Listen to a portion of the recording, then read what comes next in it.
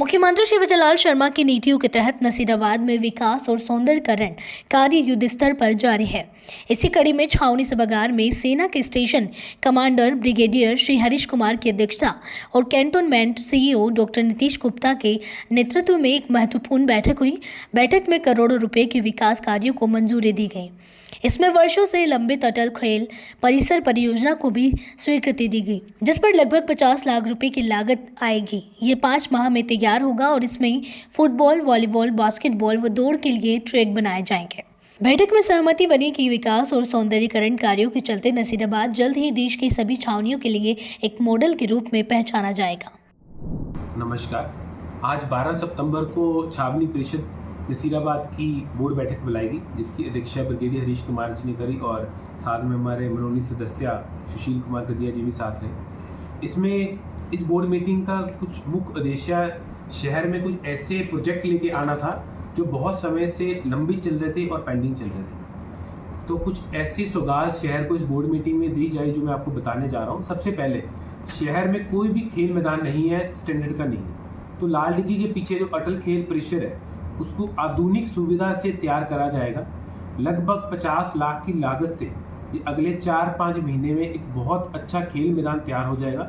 यहाँ पे box cricket के अंदर फुटबॉल ग्राउंड, एक वॉलीबॉल ग्राउंड और एक बास्केटबॉल ग्राउंड, ये 3 ग्राउंड आएंगे और साथ में रनिंग ट्रैक बनेगा। तो ये हमने सबसे बड़ा भी एक डिसीजन लिया है। दूसरा, जो मेन सड़क अपनी पटेल गार्डन को जाती है डाक बंगलों के आगे, तो उसके आगे हम चौपाटी बनाने जा रहे हैं, जैसे कि अजमेर में बनी हुई आना सागर के पास।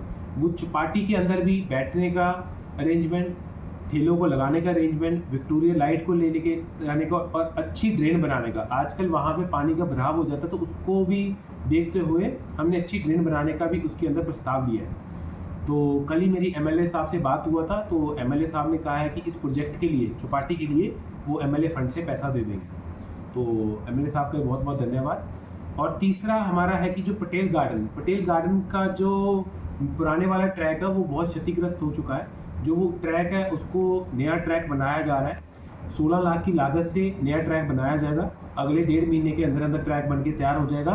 तो पटेल गार्डन में पूरा जो टूटा हुआ ट्रैक और आगे फुटपाथ भी जो टूटे हुए हैं वो बिल्कुल ठीक हो जाएंगे।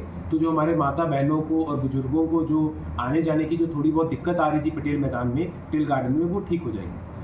चौथा, जो हमने बस स्टैंड के पास सामने पार्किंग दी थी, तो हमने कुछ महीनों में, आपने देखा होगा, हमने अतिक्रमण जो तोड़ के कुछ एरिया खाली करवाया था। तो हम वो एरिया में जो जगह जगह पे टैक्सी और टेम्पू खड़े रहते हैं, तो हमने वो सारे कमर्शियल व्हीकल को वहाँ पे लगाने का निर्णय लिया। तो बोर्ड अभी ऑक्शन करेगा उस ज़मीन की। तो उस जगह पे जितने भी टैक्सी वाले हैं और जितने भी टेम्पू वाले हैं, मैं उनसे अनुरोध करता हूँ कि शहर के ब्यावर बस स्टैंड, जो हमारे मेन बस स्टैंड के आगे ना खड़ा करके उस जगह पे खड़ा करीजिए, ताकि शहर में एक स्वच्छ शहर की व्यवस्था बनी रहे। इसी के साथ ही फ्रामजी गार्डन के अंदर महाराणा प्रताप की जो मूर्ति बनाने का जो हमारे टीचर एसोसिएशन है, उन्होंने हमारे पास प्रस्ताव रखा था कि हम सब अपने ही खर्चे पे बनाना चाह रहे हैं। तो बोर्ड ने प्रस्ताव करा है कि उन लोगों को अनुमति दी जा रही है और फ्रामजी गार्डन में एक अच्छी महाराणा प्रताप जी की मूर्ति बन के तैयार हो जाएगी और एक अच्छा स्मारक बन जाएगा। उसी के साथ ही एक बर्ड हाउस, जो कि पटेल गार्डन में जो एक बर्ड हाउस जो अपने पंछियों के रहने के लिए उनको आशियाना के लिए एक हमने प्रस्ताव दिया है, जो कि लोगों के सहयोग से ही लोगों ने अपने खर्चे पे बनाने के लिए हमें अनुमति देने की बात कही थी। तो बोर्ड ने उनको भी अनुमति दे दी है। उसके बाद हमारे कुछ कंप्लेंट्स आ रही थी हमारे एसआई डिपार्टमेंट से कि लोगों ने विभिन्न कंप्लेंट करी थी। तो हमने अपने एक सैनिटरी इंस्पेक्टर को एक 3 महीने के नोटिस पीरियड पे भी रखा है।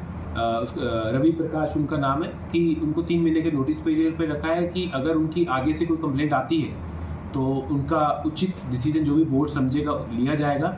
और इसी के साथ ही मैं लोगों से अपेक्षा करता हूँ कि छावनी को और स्वस्थ बनाने में अपना सहयोग दीजिए। आने वाले दिनों में कुछ सड़कें जो बाजार की खराब है वो नेक्स्ट बोर्ड मीटिंग में दी जाएगी, क्योंकि अभी थोड़ा बारिश का मौसम है, सड़कें नहीं बन पा रही। तो इसके लिए हमने ये कुछ प्रस्ताव दूसरे वाले रख लिए जो कि और जरूरी थे। धन्यवाद।